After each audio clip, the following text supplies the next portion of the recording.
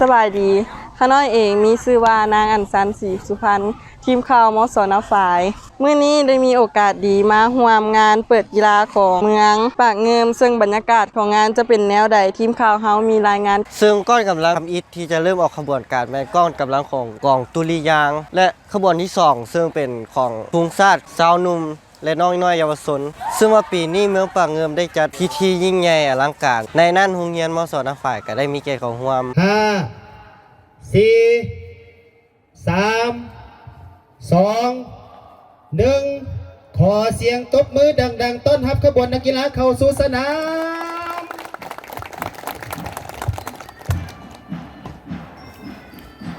สั้นกับขออนุญาตนำพาบรรดาท่านเข้าสู่รายการนำขบวนนักกีฬาเข้าสู่สนามเพื่อการเกี่ยมพิธีเปิดขบวนนักกีฬาแต่ละภาคส่วนก็ถือว่าการเกี่ยมกันเข้ามาแล้วเจ้าเนาะและพิธีการแข่งขันกีฬาบานเตซิงขันเจ้าเมืองนี่ก็แม่นเพื่อเป็นการ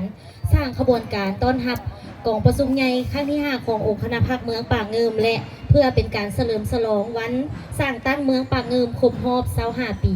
ซึ่งว่าปีนี้ก็แม่นการจัดกีฬาของพวกเขาก็แม่นมีขบวนการพูดฟื้นเนาะดึงเอา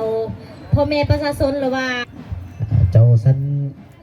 ทั้งขบวนแต่ละขบวนของทั้งนักกีฬาเฮาก็ถือว่าได้กะเกี่ยมเข้าสู่สนามมาเป็นที่เรียบร้อยแล้วถือว่าก้อนกำลังนำหน้ามานี่เป็นก้อนกำลังของทั้งทุงชาติถือว่าทุงชาติตั้งหน้าดีจากทั้งภาคส่วนของทั้งเต้านุ่มจากทั้งโรงเรียนมส.สมสวัสดิ์ที่คือทุงชาติถือว่าเป็นทุงที่นำหน้าขบวนนักกีฬาแต่ละภาคส่วนมาออกมาก่อน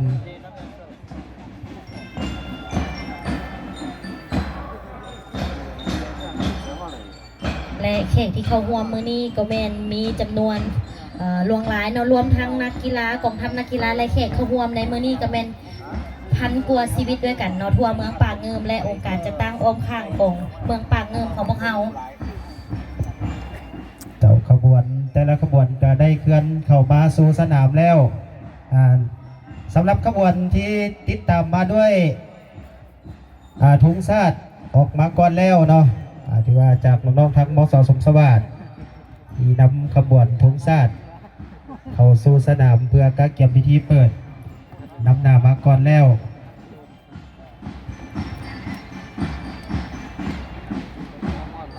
เจ้าเนาะถัดจากขบวนทุงชาติกระเมนขบวนของทุงกีฬาเนาะซึ่งว่าทุงกีฬาเป็นสัญลักษณ์ปลุกระดมปวงชนลาวบรรดาเผ่าทุกเพศทุกวัยเข้าร่วมการแข่งขันเคลื่อนไหวกีฬานับมือนับหลายขึ้นและกว้างขวางส่งเสริมสุขภาพจิตและห่างกายมีวินัยมีวิสัยทัศน์และห่างไกลจากสิ่งเสพติดฮู้ได้ฮู้เสียและฮู้ให้อภัยเพื่อความสามัคคีมิตรภาพซึ่งกันและกันนำมาแล้วขบวน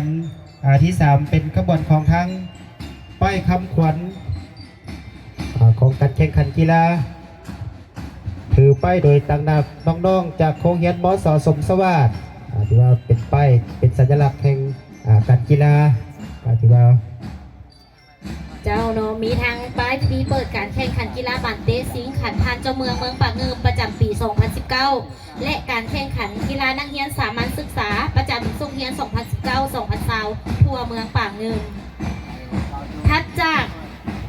ป้ายคำขวัญแล้วเนาะก็แม่นขบวนของกองตุลิยางกองตุลิยางแม่นมีความสำคัญในการรับใช้ในงานพิธีต่างๆเช่นเปิดกองประชุมใหญ่และวันสำคัญต่างๆของชาติก็ได้เอากองตุลิยางไปแสดงรับใช้อย่างสมเกียรติขบวนกองตุลิยางที่มารับใช้แสดงในมื้อนี้แม่นมาจากน้องนักเรียนมัธยมต้นบ้านเท้าจำนวน24น้องเจ้าก้อนกำลังต่อมาเป็นก้อนกำลังของทางทุงชาติทุงทิว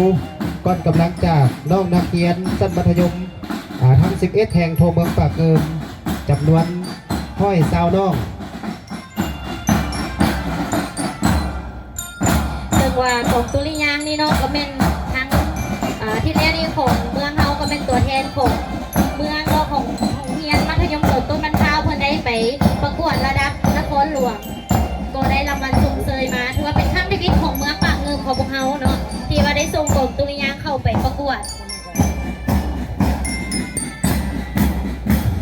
รับก้อนกำลังของทางทุงชาติทุงทิวจากทางน้องๆนักเรียนสาวหนุ่มแต่ละภาคส่วนก็ถือว่าได้เป็นที่เรียบร้อยมาแล้วสัตติดตามมาด้วยก้อนกำลัง หรือว่าสาวนุ่มก้อนกำลังของสาวนุ่มเยาวชนเนาะเพื่อภารกิจของชาติเยาวชนเกี่ยมพร้อมสาวนุ่มเปรียบเหมือนนกหินสีแดงที่บ่หวันไหวตัวบ่หวันกลัวต่อพายุลมแดงบนได้ยากสาวนุ่มบุกบนได้ทุกสาวนุ่มขาดอาสาเมื่อได้ชาติต้องการสาวนุ่มมีหน้าสาวนุ่มตะลุมบอนถือว่าเป็นขบวนยิ่งใหญ่เนาะจำนวนน้องนักเรียนมาจากโรงเรียนมส.สมสวัสดิ์และตัวเทียนจากโรงเรียนทั่วเมืองปากงืมเข้าร่วมในมื้อนี้ เจ้ากับลูกหลานเยาวชนเขากับที่มาจากหลายภาคส่วนหลายโรงเรียนติดตามมาด้วยก้อนกำลังของทางคณะกรรมการตัดสินมีหน้าที่ตัดสินควบคุมการแข่งขันทุกประเภทกีฬาเพื่อให้ไปตามกติการะเบียบแข่งขันที่ทั้งสมาคมกำหนดไว้อย่างเป็นระบบระเบียบเพื่อให้การแข่งขันมีบรรยากาศที่ดีมีความเป็นระเบียบเรียบร้อยตัดสินด้วยความยุติธรรมบนพื้นฐานที่ทางสหพันธ์วางออกรองนางสาวถือป้ายนางสาวเพ็ญวิชัยศิษย์จากของการศึกษาเราติดตามมาด้วยขบวนของโรงเรียนมัธยมตอนต้นบ้านพร้าวนำพาโดยทั้งท่านเขียนสายสวัสดิ์ผู้อำนวยการโรงเรียนน้องสาวถือป้ายน้องสาวฟ้าศรีสุวรรณทองเป็นนักเรียนดีเด่นของโรงเรียนวิสัยทัศน์โรงเรียนมัธยมต้นบ้านพร้าวโรงเรียนบ้านพร้าวก้าวสู่การศึกษาพัฒนาเรียนรู้สอนดีเรียนเก่งเคร่งระเบียบวินัยใส่ใจกีฬาฮักสิ่งแวดล้อมเตรียมพร้อมต้านยาเสพติดสร้างชีวิตให้มีค่าเพื่อพัฒนาสังคมติดตามมาด้วยขบวนของทางมอต้นดอนสังไพนำขบวนโดยทั้งท่านบุญนาแคทขาผู้อำนวยการโรงเรียนน้องนักสาวถือป้ายน้องสาวทิพย์สุริดาม.4 เป็นนักเรียนเก่งของโรงเรียนวิสัยทัศน์สอนดีเรียนเก่งเข่งวินัยใส่ใจสิ่งแวดล้อมพร้อมกันพัฒนาหอบด้านต้านปรากฏการณ์ย่อท้อในการศึกษาให้ประกันการศึกษามีคุณภาพและเท่าเทียมสำหรับทุกคนติดตามมาด้วยก้อนกำลังของมัธยมตอนต้นทางโกไข่นำพาโดยท่านบุญทัศน์ดวงมาลาภูมิในการโรงเรียนนางสาวแอนนาหลวงอภัยถือป้ายมอต้นทางโกไข่ใส่ใจศึกษากีฬาเป็นเลิศประเสริฐด้วยคุณธรรมน้ำใจสนเผ่าสามัคคีกันเข้าเป็นหนึ่งใจเดียวติดตามมาด้วยมส.สมสวัสดิ์นำโดยท่านคำเขียนทิพวงศ์ผู้อำนวยการโรงเรียนวิสัยทัศน์สอนดีกีฬาเก่งเน้นคุณภาพติดตามมาด้วยมัธยมสมบูรณ์นซอนนำพาโดยท่านนางพวงมาลัยไสวงศ์ราชผู้อำนวยการโรงเรียนนางสาวถือป้ายนางคอนสวรรค์สิงหราชเป็นนักเรียนเก่งของโรงเรียนวิสัยทัศน์สร้างนักเรียนดีมีวินัยใส่ใจศึกษารับหน้าวิชาการทางไก่ยาเสพติดเป็นมิตรกับสิ่งแวดล้อมเกี่ยมพร้อมพัฒนาเป็นโรงเรียนแบบอย่างตามมาด้วยมส.สมบูรณ์นะบงนำขบวนโดยท่านขับปันดวงดีผอ.โรงเรียนนางสาวพันนิพาแสงแก้วนักเรียนเก่งของโรงเรียนโรงเรียนมส.นาบงส่งเสริมการเรียนภาคเรียนกีฬาไฟหาความรู้ครูมีระเบียบวินัยใส่ใจต่อนักเรียนดูมันภาคเรียนศึกษาพัฒนาโรงเรียนให้มีสีเขียวตามมาด้วยมส.บ้านโดนนำพาขบวนโดยทั้งท่านนางมาลัยทองแสนปัญญาหอผมในการโรงเรียนน้องนักเรียนถือป้ายนางกัญญาสีทานักเรียนดีมีวินัยก้าวนำไปตามวิทยาศาสตร์สร้างความสามารถด้านกีฬาพัฒนาสิ่งแวดล้อมเกี่ยมพร้อมออกงานต้านปรากฏการณ์ย่อท้อตามมาด้วยมัธยมสมบูรณ์น้ำฝ่ายนำพาโดยทั้งท่านอาจารย์ศรีนวลแพงมาจัดผมในการโรงเรียนมัธยมสมบูรณ์น้ำฝ่ายน้องนางสาวถือป้ายนางพิสมัยไซยบุญนักกีฬาเรียนลานสามัคคีมีวินัยก้าวล้ำนำเทคโนโลยีที่ทันสมัยโบใกล้ยาเสพติดเป็นมิตรกับสิ่งแวดล้อมเพียงพร้อมการพัฒนาบุกหน้าสู่คุณภาพมา ตามมาด้วยสซึ่งแลทานำขบวนโดยทั้งท่านเพียงแก้วทองผู้อำนวยการโรงเรียนนักสาวถือป้ายนักสาวยินวันโยธานักกีฬาดีเด่นของโรงเรียน เรียนดีมีวินัยห่างไก่ยาเสพติด บสปากดาวนำพาโดยทั้งท่านสายสมรราชจักรผู้อำนวยการโรงเรียนนักสาวถือป้ายนักสาวไก่สอนปอเกตนักเก็ตเก่งของโรงเรียน ผู้สอนดีมีน้ำใจนักเรียนมีระเบียบวินัยใส่ใจสิ่งแวดล้อมเพียบพร้อมการทำเรียนดูเพียรด้านกีฬาศิลปะ พัฒนาทักษะการดำรงชีวิตติดพันกับการสร้างสรรค์พัฒนาประเทศชาติ ติดตามมาด้วยก้อนกำลังของบอลสดนำพาโดยทั้งท่านหัวหน้าห้องหัวหน้าห้องการอ้อมข้างนักเสาป้ายนักเสาเมยจันเทลี วิสัยทัศน์เนาะเป็นในบ้านต้องโปรดใส่นักแน่นเป็นผู้แทนต้องรับใช้ประชาชนต้องสู่สนเข็นร้อนนาทีมีน้ำใจเสียสละเพื่อผลประโยชน์ส่วนรวมหลายกว่าส่วนตัว เรื่องครอบครัวบ่ให้บกพร่องให้ลงซองเคียงคู่กันไป เพื่อช่วยให้บ้านเมืองของเราเจริญก้าวหน้า ตามมาด้วยก้อนกำลังของทั้งป้องกันชาตินำพาโดยทั้งท่านพันตรีรุ่นสอนห้อยเอกห้อยตีเพชรศรีถือป้าย ทุกสิ่งอย่างเพื่อภารกิจปกปักรักษาและสร้างสรรค์พัฒนาประเทศชาติ ติดตามมาด้วยกำลังป้องกันความสงบนำพาโดยท่านพันโทนาสมพรย้อนคำดี กำลังป้องกันความสงบแม่นกำลังประกอบอาวุธมาจากประชาชนโดยประชาชนหักไส้ประชาชนเพื่อผลประโยชน์ของประชาชนลาวบรรดาเผ่าภายใต้การซีนำพาเด็ดขาดโดยกรมรอบด้านของพรรคประชาชนปฏิวัติลาว ติดตามมาด้วยกลุ่มปากเกิมนี่มีนักกีฬาเข่าหอมมีบ้านไฮหนึ่งทีมสมสวัสดิ์2 ทีมสมประเสริฐ2 ทีมปากเกิม2 ทีมห้องหมอ1 ทีมเสาโบบาย1 ทีม กลุ่มปังงืมมีน้ำสองสีมีขัวสีทองลองน้ำเงิมไปเที่ยววัดพินซอย เป็นบอนกะละ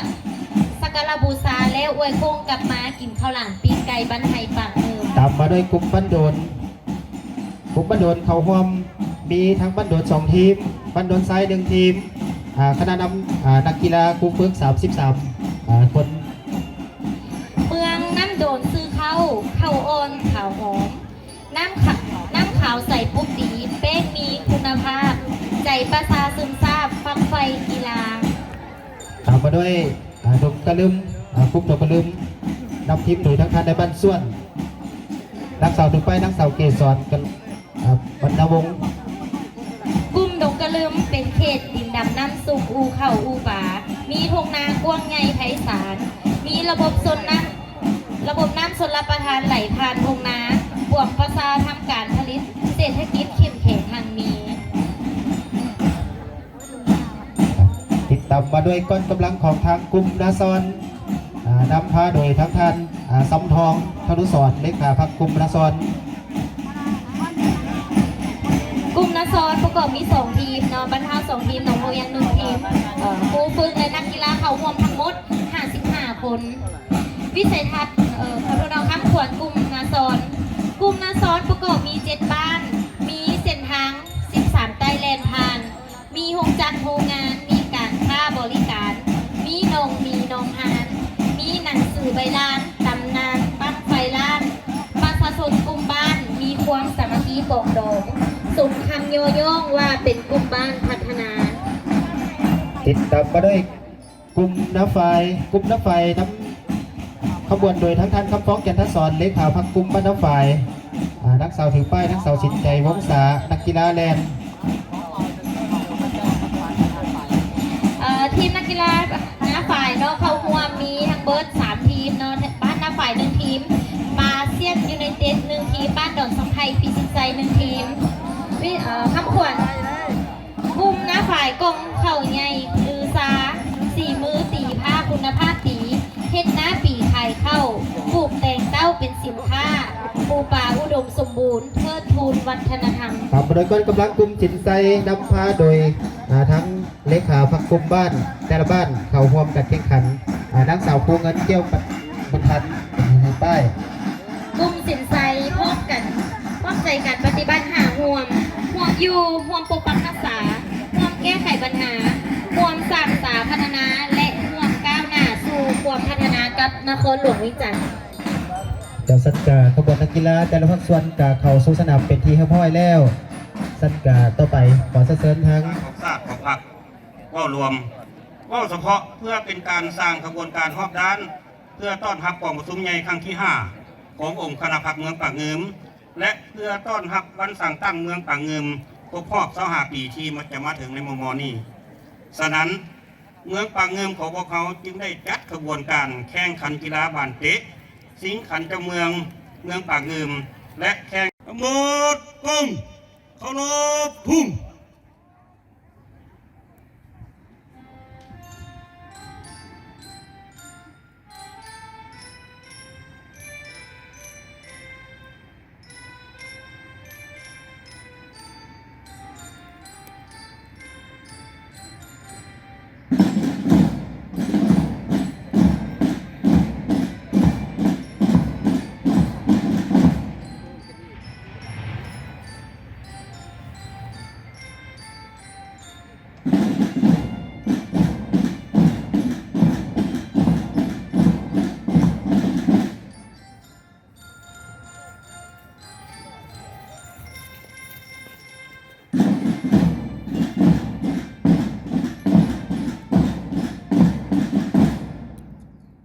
เจ้าเมืองปากเงิมพร้อมด้วยห้องเจ้าเมืองก็ได้ให้เกียรติต่อหวมขอสมเสย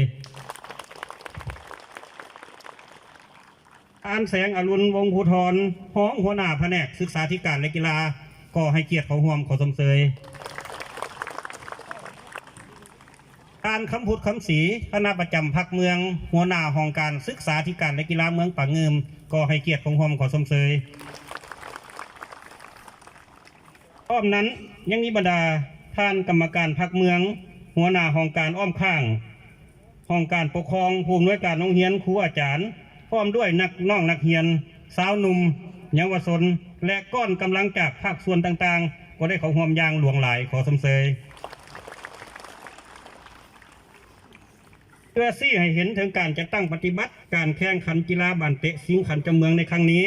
ต่อไปขอเรียนเชิญท่านป่องมีศรีสมุทรห้องเจ้าเมืองปากเงิมทั้งเป็นคณะรับผิดชอบการจัดการแข่งขันขึ้นกล่าวรายงานต่อพิธีการขอเรียนเชิญ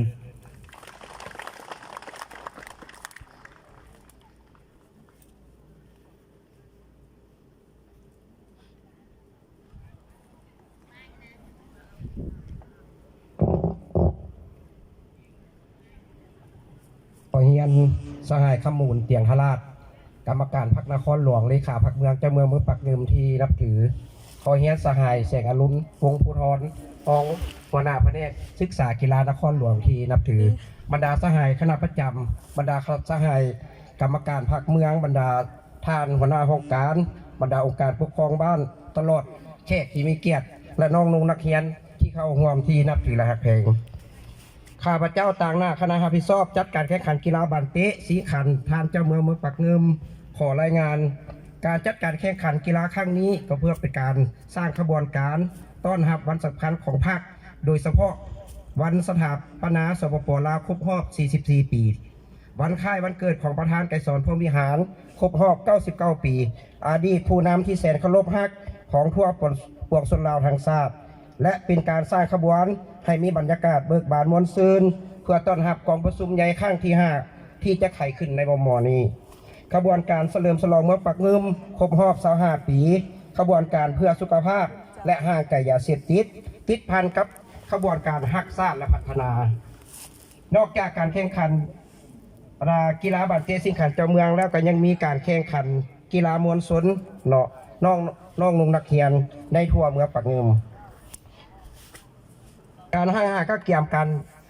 จัดการแข่งขันกีฬาบานเตะอันที่หนึ่งพวกเขาก็ได้ออกนิติกรรมแต่งตั้งคณะรับผิดชอบแจ้งการเพิ่งทีมนักกีฬา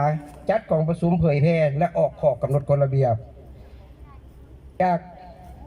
จากมือนั้นมาฮอดปัจจุบันจึงมีทีมนักกีฬาเข้าร่วมสมัครมี 1. ทีมองค์การปกครองเมืองและบ้านมี 8 ทีมทีมอาวุโสมี 10 ทีมทีมสาวหนุ่มชาย 18 ทีมทีมแม่ยิง9 ทีมได้จัดแบ่งสายแต่ละทีมดังนี้แบ่งออกเป็น4 สาย ทีมองค์การปกครองเมืองและบ้านได้แบ่งออกเป็น2 สายสายละ4 ทีมทีมอาวุโสได้แบ่งออกเป็น2 สายสายละ5 ทีมทีมสาวหนุ่มซ้ายได้แบ่งออกเป็น4 สาย2 สายมี4 ทีม2 สายมี5 ทีมทีมแม่หญิงได้แบ่งออกเป็น2 สายสายที่1มี4 ทีมและสาย1มี5 ทีมประเภทของขวัญรางวัลบานเตะทีมองค์การปกครอง ที่ผ่านมานันแมนพิธีเปิดกีฬาของเมืองปังเมืองก่อนจากกันไปกดซับสไครต์เพื่อเป็นกำลังใจให้ทีมข่าวมอสนาไฟขอบใจ รางวัลที่3 1 ล้านกีบรางวัลสมเสย500,000 กีบทีมบานเตะอาวุโสรางวัลชนะเลิศ3 ล้านกีบพร้อมขัน1 หน่วย